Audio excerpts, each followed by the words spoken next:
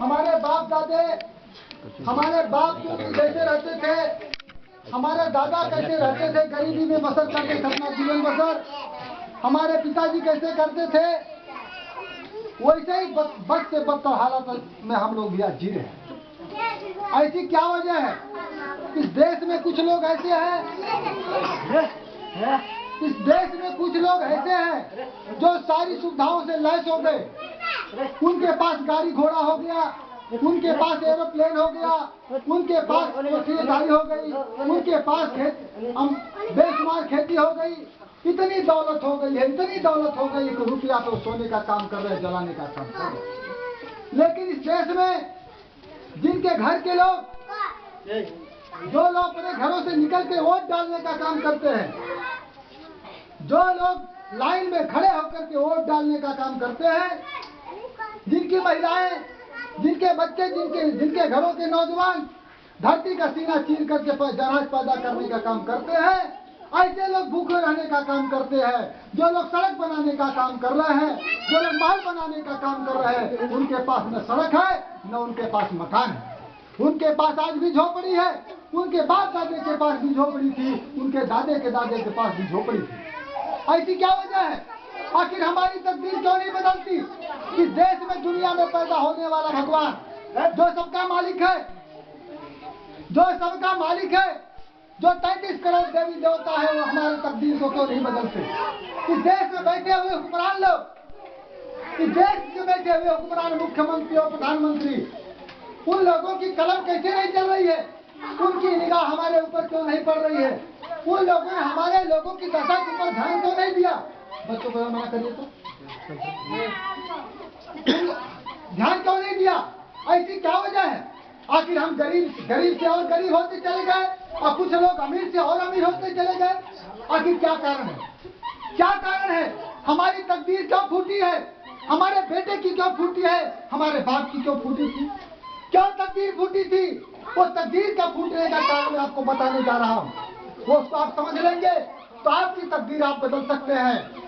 आप अपने हाथों से बदल सकते हैं, अपने आँख के सामने बदल सकते हैं। आपके अंदर वो ताकत है, वो मैं बताने आया हूँ। साथियों, माताओं, बहनों, नौजवान लोगों, आपको आह्वान करना चाहता हूँ, ये तकदीर आपकी खराब क्यों है? ये तकदीर खराब होने का सिर्फ एक कारण है, एक कारण है कि जानते हैं, जो खजाने का मालिक होता है, जो तिजोरी होती है, जहाँ पर खजाना होता है, खजाने की चाबी जिसके पास होगी वो खजाने का मालिक होगा। वो खजाने का मालिक होगा तो रुपया किसको कितना देना है, व्यवस्था किसको कितनी देनी है, वो फैसला करेगा। अगर खजाने की चाबी आपके पास होगी, मुदार के पास होगी, रजवार के पास होगी, रबदास के पास होगी, जब उसके पास चाबी होगी खजाने की, रुपया वो निकालेगा, वो फैसला करेगा कि किसको कितना रुपया देना है, कितना नहीं देना। मैं बता देना चाहता हूँ, खजाने की चाबी किसके पास है? अरे मेरे समाज के लोगों, खजाने के चाबी उन लोग दुश्मनों के पास है, जो लोग सदियों से हमारे बाप दादा को अपमानित किए, जिन्होंने एकलव्य का अंगूठा काटने का काम किया, जिन्होंने रविदास को अपमानित करने का काम किया, जो बाबा साहब को अपमानित करने का काम किए, जो एतवार को राजा सुहेलदेव को अपमानित करने का काम किए, ऐसे लोगों के पास खजाने की चाबी है। मैं बताना चाहता हूँ, सत्ता जिसके पास है, जो मुख्यमंत्री है वो खजाने का मालिक है, प्रधानमंत्री खजाने का मालिक है, जिले का कलेक्टर खजाने का मालिक है। तो हम लोगों का न मुसार समाज का न कलेक्टर है, मुसार समाज का, रजवार समाज का न मुख्यमंत्री है न प्रधानमंत्री है। जब हमारा कोई हुक्मरान नहीं है, हमारा कोई वहदे पर नहीं है, वो खजाने की चाबी उन लोगों के पास, हमारे लोगों के पास नहीं है। इसीलिए हम लोग को हमारी तकदीर अगर बदलना है तो हमको उस जगह पर अपने आदमी को बैठाना होगा। हमारा आदमी उस जगह पर बैठना चाहिए जहाँ पर खजाने की चाबी उसके हाथ में आती। जब खजाने की चाबी आपके हाथ में होगी तो रुपयों की बरसात आपकी बस्तियों में होगी, रुपयों की बरसात आपकी बस्तियों में होगी। आपका नाली बनेगा, आपका खरंजा बनेगा, आपके गांव में स्कूल बनेंगे, आपकी बिल्डिंगें बनेगी, झोपड़ी से महल बन जाएगा। ये मेरे समाज के लोगों, वो खजाने की चाबी आपको कैसे मिलेगी? वो खजाने की चाबी हर बार हथियार से नहीं मिलने वाला है, तलवार चलाने से मिलने वाला नहीं है। वो थोड़ा सा दिमाग लगाने की जरूरत है, थोड़ा सा दिमाग लगाने की जरूरत है, थोड़ा सा कलम चलाने की जरूरत है। और दिमाग कितना लगाना है? आपको पहचानना है कि हमारा दोस्त कौन है, दुश्मन दुश्मन कौन है? दुश्मन हमारा भेष बदल के आता है, फलाना पार्टी के नाम पर, फलाना पार्टी के नाम पर चमचे भेजता है और चमचों के नाम पर हमारे लोगों का वोट लेने का काम करता है। जब वोट लेकर के चला जाता है, खजाने का जब मालिक हो जाता है, तो वहां से बुलडोजर भेजता है कि जाओ लेनिन नगर की बस्तियों को तोड़ दो, जो कि वो लोग बर्बाद जब हो जाएंगे, उनकी जमीनें छीन लो, उनके आवास को उजाड़ दो, उनके रास्ते बंद कर दो। अगर ऐसा कर दोगे तो मजबूर रहेंगे लोग। जब ये लोग मजबूर रहेंगे तो हमारी बात सुनने का काम करेंगे। अगर ये लोग मजबूत हो जाएंगे हमारी बात नहीं सुनेंगे। एक गद्दारों ने वोट हमारा लेते हैं, हमारा वोट लेते हैं, हमारा वोट लेकर के हमारे बस्तियों पर बुलडोजर चलाने का काम करते हैं। हम लोग रहते हैं, यहाँ पर रहते हैं, हमारे खेतों की परवानगी नहीं मिल रही है। मैं बता देना चाहता हूँ, मैं देश के 22 राज्यों का दौरा किया हूँ, अभी मद्रास गया था, आंध्र प्रदेश गया था। मैं बताना चाहता हूँ आप लोगों को, अरे पूंजीपतियों को फूटी कौड़ी के नाम पर जमीनें दी जा रही है, हजारों एकड़ जमीनें दी जा रही है। हम लोगों को, जो हम लोग 50 सैकड़ों वर्षों से मूल निवासी है, यहाँ पर रहते, बाप दादे से रहते चले आ रहे हैं, हम लोगों को हरकत नहीं मिल रही है। अरे लेखपाल कानूनों की कलम हमारे तरफ नहीं चल रही है, मुख्यमंत्री का आदेश हमारे घर नहीं हो रहा है। क्यों नहीं हो रहा है? अरे हमारे वोट से वो तो राजा बन गया, खजाने का मालिक बन गया, उसके कलम में ताकत पैदा करने का काम हम लोगों ने कर दिया बटन दबा करके।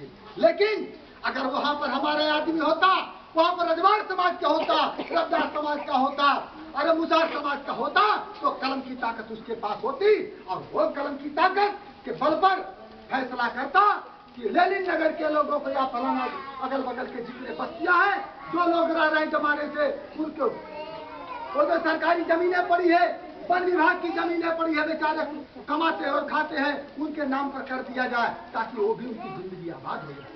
उनके लिए भी रास्ते बना दिया जाए, उधर भी ट्यूबवेल लगा दिए जाए, ताकि वहां पर लोगों का भी भरण पोषण हो सके। लेकिन साथियों ऐसा नहीं कर सकते, ऐसा न किए हैं, न कभी करेंगे। इसलिए हमने बंटवारा करने का फैसला किया है। हमने बंटवारा करने का फैसला किया है कि अगर वोट तुम्हारे पास है तो तुम अपना वोट बटोर लो, हमारे लोगों का वोट है तो हम बटोर लेते हैं, देखते हैं सरकार किसकी बनती है, सरकार बनेगी वो फैसला करेगा। साथियों, हम लोग इस देश के मूल निवासी है, हम काले कलूटे लोग, रजवाड़ों की बस्ती, मुसारों की बस्ती, चमारों की बस्ती, दुसादों की बस्ती, चौधरी की बस्ती एक जगह बस्ती है। हमारी शक्ल एक दूसरे से मिलती है, हमारा खान पान एक तरीके का है, उठना बैठना एक तरीके का है, शोषण और जुल्म के शिकार हम एक आदमी के हैं। हमारा सभी लोगों का दुश्मन एक है। जब हमारा दुश्मन एक है, हमारी समस्या समान है, हमारे जुल्म जात की सदियों से सबके ऊपर एक जैसा हो रहा है, तो हम लोगों को मिल करके अब अपनी तकदीर बदलना होगा, अपना मुख्यमंत्री बनाना होगा।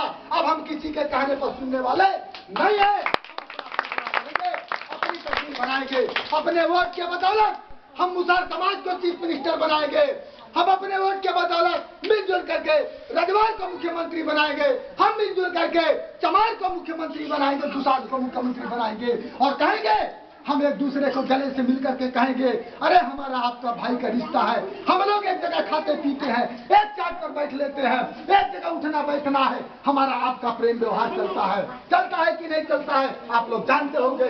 इसलिए मैं बताना चाहता हूँ, जब हमारा उठना बैठना एक जगह है, खान पान एक जगह है, हमारी शकल सूरत एक जैसी है, हमारी समस्या एक जैसी है, तो हम लोग मिलकर के अपना राजा क्यों न बना ले, हम लोग अपना राजा बना लेंगे,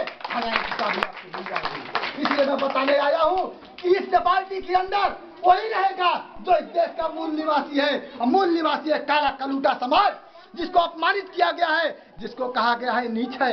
अरे जो जमीन से अनाज पैदा करने का काम करता है वो नीच कहा जाता है, जो रोड पहाड़ को तोड़ करके रास्ता बनाने का काम करता है वो नीच कहा जाता है, जो दूध निकालने का काम करता है वो नीच कहा जाता है, और जो बिल्डिंग बनाने का काम करता है वो नीच कहा जाता है। हम सारे नीच लोगों ने मिलकर के फैसला किया है, ऊंच को इतना लात मारेंगे वो आसमान पर जाएगा और गिरेगा, फिर कभी उठ नहीं पाएगा। हम लोगों ने फैसला किया है। इसलिए मेरे समाज के लोगों, आप लोगों की सत्ता की चाबी लेनी है, आप लोगों की सत्ता की चाबी लेनी है, और सत्ता अगर आपके पास नहीं होगी तो आपकी तकदीर नहीं बदलेगी।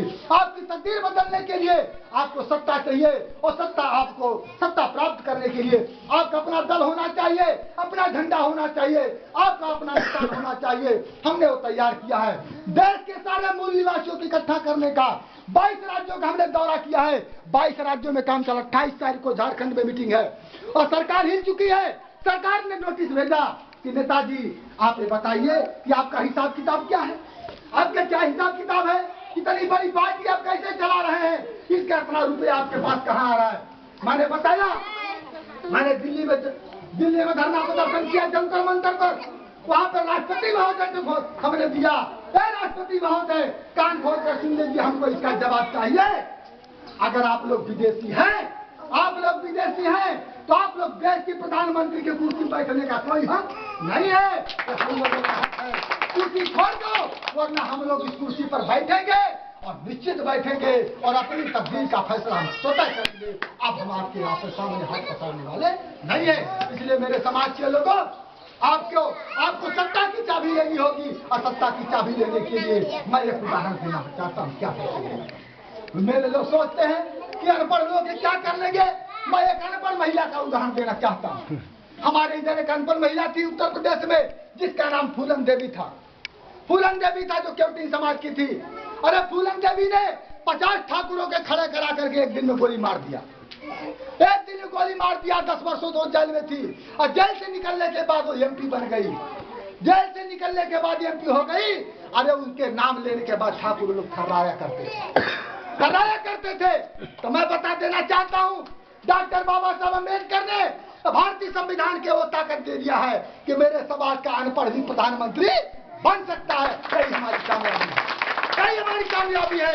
हम अपने अनपढ़, हमारा समाज चूंकि पढ़ा लिखा नहीं है, हम अपने अनपढ़ को मुख्यमंत्री बनाएंगे, हम अपने अनपढ़ को एमएलए बनाएंगे, हम अपने अनपढ़ को एमपी बनाएंगे और प्रधानमंत्री बनाएंगे। अनपढ़ लोग अब इस देश की तकदीर का फैसला करेंगे, क्योंकि पढ़े लिखे लोग नालायक निकलेंगे। पढ़े लिखे लोगों ने हम लोगों के साथ धोखा किया है, वो गोरे चिट्ठे लोगों ने हम लोगों के साथ धोखा किया है। जब हम लोग अपने हक अधिकार की बात करते हैं, अपने मान सम्मान की बात करते हैं, तो उनके पेट में दर्द होना शुरू हो जाता है। इसलिए मेरे समाज के लोगों, आपको फोड़ने का काम किया जाएगा, आपको गुमराह करने का काम किया जाएगा और मैं समझा के जा रहा हूँ, आज मेरे पीछे आके समझाने का भी काम किया जाएगा। लेकिन मैं समझदारी आपको देना चाहता हूँ। आपने सबको पहचान लिया है, आपने सबको देख लिया है, लेकिन क्या देना, अरे सबको परखा बार बार, सबको परखा बार बार, मूल निवासी को परखेंगे एक बार। हम लोगों ने फैसला किया है। इसलिए मेरे समाज के लोगों, आप लोग अपना निशान समझ लीजिए। मूल निवासी समाज पार्टी आपकी है, एक काले कलूटे लोगों की लोग है, अपमानित लोगों की है, गरीबों और मजलूमों की है। इसमें गोरे चिट्ठे लोगों का दरवाजा बंद कर दिया गया है, उनके मोदी का वोट लगा दिया गया। कर दिए, जाओ अपनी पार्टी बना लो। तुम्हारे फलाना पार्टी है, कांग्रेस पार्टी है, भाजपा है, तमाम सारा दल है, जाओ वहां पर अपना काम करो। हम लोगों के यहाँ आने की जरूरत नहीं है। हम लोग अनपढ़ लोग मिलकर के अपना देश चलाएंगे, अपना मुख्यमंत्री बनाएंगे, अपना एमएलए बनाएंगे, एमपी बनाएंगे। मेरे समाज के लोगों, आप लोगों को मैं यही बात बताने आया हूँ कि आप लोग सावधान हो जाइए। अपने घर से, हर घर से एक महिला, पढ़ी हो या अनपढ़ हो, पढ़े लिखे से मतलब नहीं है। अरे अनपढ़ होगी वो सही है, अरे अनपढ़ महिला कितना कर सकती है, इस गांव से जाकर उस गांव में महिलाओं को अपनी भाषा में इकट्ठा कर सकती है। आप लोग एक एक घर से महिला निकलिए, नेता बनिए। जब तक नेता नहीं बनेंगे, तब तक आप लोगों को कोई सलामी नहीं करेगा, तब तक आपका कोई बात नहीं सुनेगा। इस देश में सत्ता प्राप्त करने के लिए नेता बनना पड़ेगा।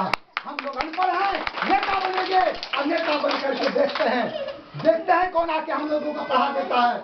मैं वो पढ़ाने आया हूँ आने वाले दिन में कि कोई पढ़ा नहीं पाएगा, फिर दोबारा कोई नहीं पढ़ा पाएगा। मैं ऐसा पाठ पढ़ा के जाऊंगा। इसलिए मेरे समाज के लोगों, आप लोग अनपढ़ लोग हैं, होते हुए भी आप लोग मायूस मत होइए कि आपका हक अधिकार नहीं मिलेगा, आपका मुख्यमंत्री नहीं बनेगा। निश्चित बनेगा। आप लोग अपने घरों से निकलिए, कपड़ा लत्ता पहन करके चट्टी चौराहे पर चर्चा करना शुरू कर दीजिए। नौजवान साथी निकले, आप ही लोगों को विधायक बनना है, आप ही लोगों को एमपी बनना है, आप लोगों को जिला पंचायत बनना है और आप ही लोगों को यहाँ पर प्रदेश में अपना मुख्यमंत्री 2015 में बनाना है। ये फैसला आप कर लीजिए। कई बातें मैं बताने आया हूँ।